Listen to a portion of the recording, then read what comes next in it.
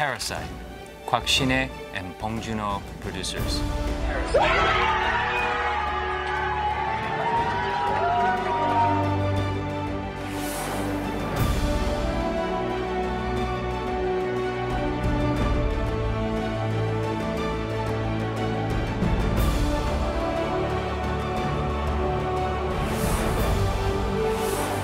이 트로피를 이렇게 손에 만지게 될 날이 올 줄은 상상도 못했습니다.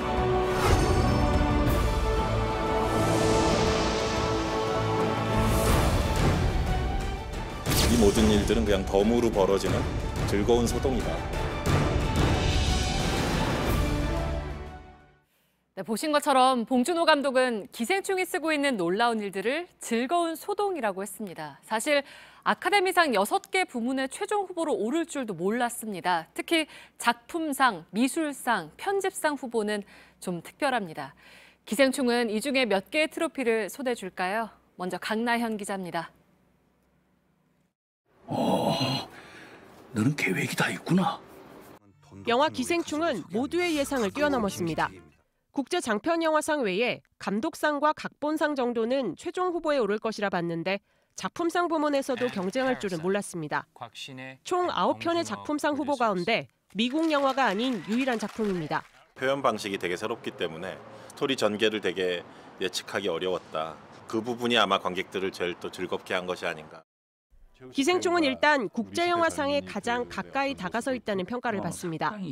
봉준호 감독이 미국 시상식이라 꼬집을 만큼 미국 중심적인 아카데미상에서 작품상까지 거머쥐면 이 또한 역사가 됩니다. 작품상을 받으면 1955년 영화 마티 이후 처음으로 칸과 아카데미를 동시에 석권합니다. 세계적 감독과 나란히 이름을 올린 감독상에선 치열한 경쟁이 예상됩니다. 주요 부문은 아니지만 편집상과 미술상 후보에 오른 것도 눈길을 끕니다. 줄거리뿐 아니라 반지하 건물 세트 등 시각적 효과로도 자본주의의 빈부격차를 있는 그대로 보여줬습니다.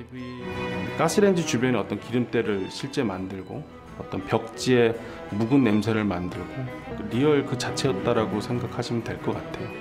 전 세계 아카데미 회원 8,400여 명의 투표로 정해지는 아카데미상은 다음 달 10일 열립니다. JTBC 강나현입니다. 그동안 아카데미가 한국 영화를 너무 무시했다. 영화 기생충이 아카데미상 6개 부문 최종 후보에 오르자 미국 언론이 내놓은 반응입니다. 한국 영화가 숱하게 문을 두드렸지만 그때마다 외면했던 아카데미의 역사를 돌아보는 평가도 나왔습니다. 권근영 기자입니다. 아저씨는 무슨 반찬 좋아해? 58년 전인 1962년 한국 영화는 사랑방 손님과 어머니로 미국 아카데미상의 문을 처음 두드렸습니다. 이후 봉준호 감독의 마더, 이준익 감독의 사도, 김지훈 감독의 밀정 등을 매년 출품했지만 후보에는 오르지 못했습니다. 기생충이 6개 부문 후보로 호명되자 미국 언론은 그것만으로 아카데미상에 새 역사를 썼다고 전했습니다. 아카데미가 100년 넘는 역사를 지닌 한국 영화를 너무 무시해왔다는 건 놀라운 일이란 지적도 나왔습니다. 지난해 국제영화상 예비 후보에 그쳤던 이창동 감독의 버닝도 최종 후보가 될 만했다고 돌아봤습니다. 한국 영화는 그동안 해외 주요 영화제에서 각본상, 주연상을 받으며 높은 평가를 받았지만 아카데미상 무대에 오르진 못했습니다. 아카데미는 영어권 나라에서 만들어지고 또 대중적으로 흥행하는 영화에 주목합니다. 기생충이 칸 영화제 황금 종려상에 이어 아시아 영화론 처음으로 아카데미 작품상 후보에 오른 건 예술성과 상업성을 동시에 잡은 성과로 평가됩니다. 실전은 기세야. 기생충은 미국에서 이미 300억 원 가까운 매출의 흥행 기록을 세웠고 미국 드라마로도 다시 제작될 예정입니다. JTBC 권근영입니다.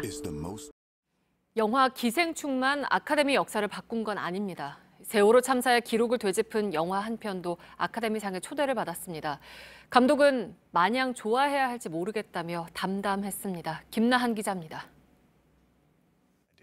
아카데미상 최종 후보 발표에서 기생충보다 먼저 이름이 불려진 한국 영화는 따로 있었습니다.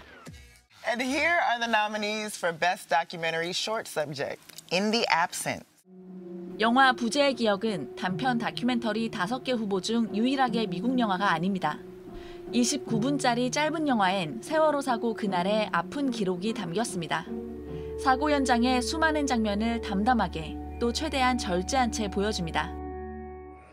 한국 구조에 못 내려갑니까? 진작 좀 내렸다고 그림이 됐어야 되는데. 살고 싶어하는 의지가 강했다는 그런 물증들이 많아요. 2인 객실에서도 막 7명, 8명씩 나왔으니까.